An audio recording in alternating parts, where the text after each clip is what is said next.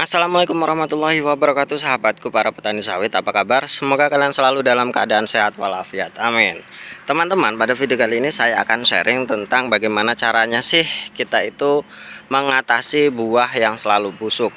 Mungkin bagi teman-teman yang baru pertama kali memanen sawit kalian, kok banyak buah yang busuk dan tidak bisa dipanen, tentunya itu akan sangat membuat hati kita ini sangat-sangat sedih ya. Seharusnya kita bisa memanen buah untuk pertama kalinya, kok ternyata sawitnya tidak bisa dipanen.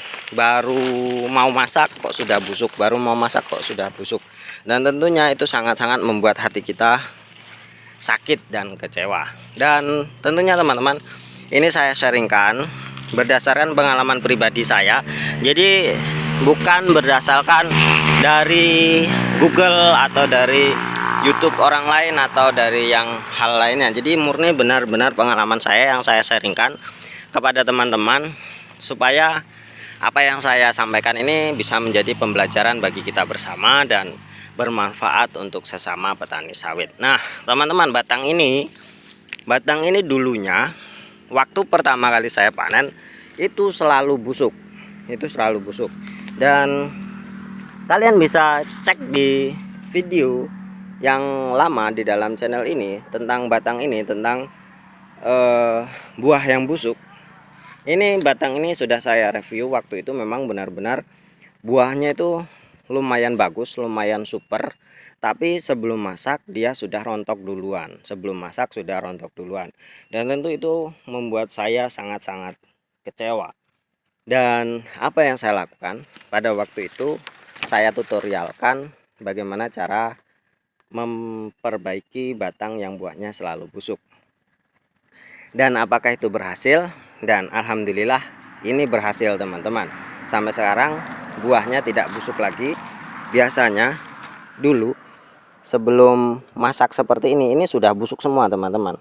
Sekarang sudah bisa masak dengan sempurna. Bahkan buahnya ini memang benar-benar buah yang super. Ini dimakan tikus atau tupai ya, teman-teman. Jadi di sini memang banyak hewan seperti itu.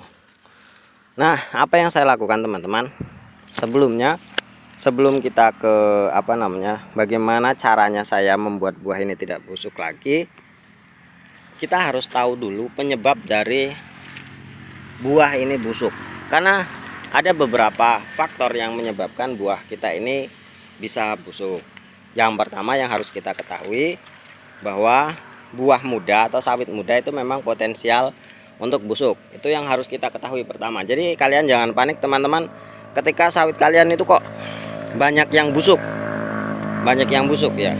Terus kalian harusnya semuanya bisa dipanen, sebelum masak semuanya busuk. Kalian tidak perlu khawatir kalau itu memang sawit kalian memang sawit berusia muda. Memang normalnya seperti itu. Itu adalah hal yang wajar. Jadi kalian jangan panik. Dulu saya panik dengan batang ini, teman-teman, karena ya lihat sendiri buahnya bagus-bagus, terus tiba-tiba busuk. Itu saya panik. Tapi itu dulu, sekarang tidak lagi. Dan ini saya sharingkan kepada teman-teman supaya teman-teman itu tidak panik. Oke, selanjutnya teman-teman, apa sih yang membuat sawit kita itu busuk?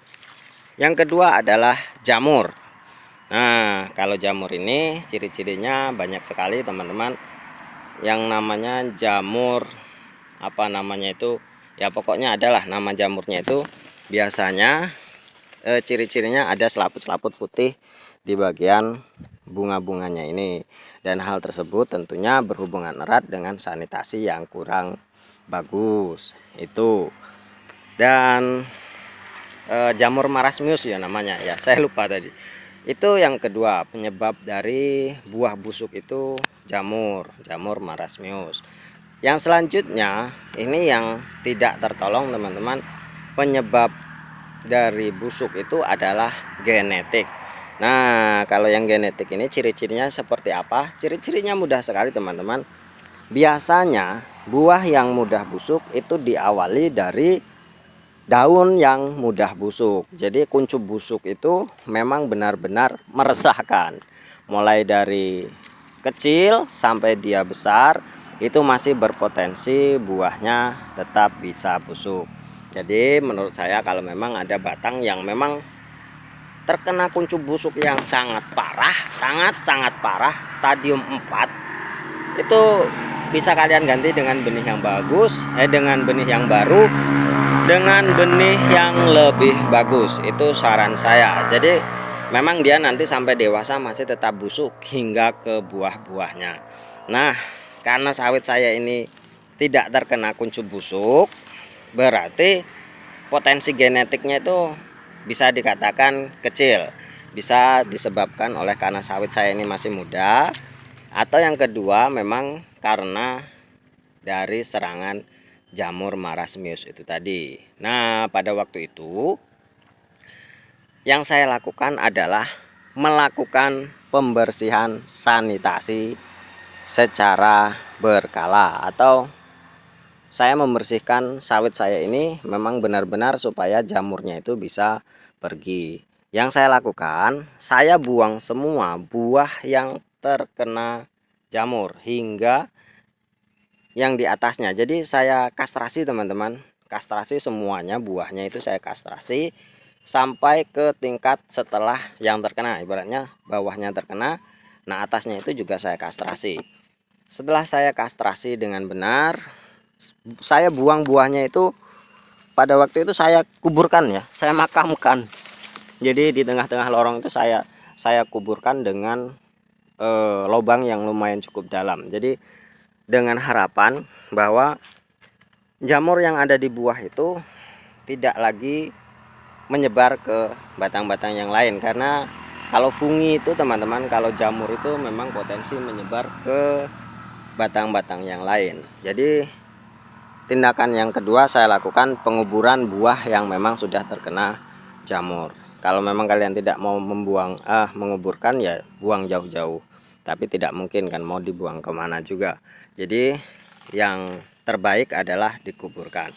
Selanjutnya teman-teman, setelah saya kuburkan buahnya, lalu saya pruning semua batang atau semua dahan atau pelepah yang ada hingga batas songgo 1 buah yang belum dikastrasi.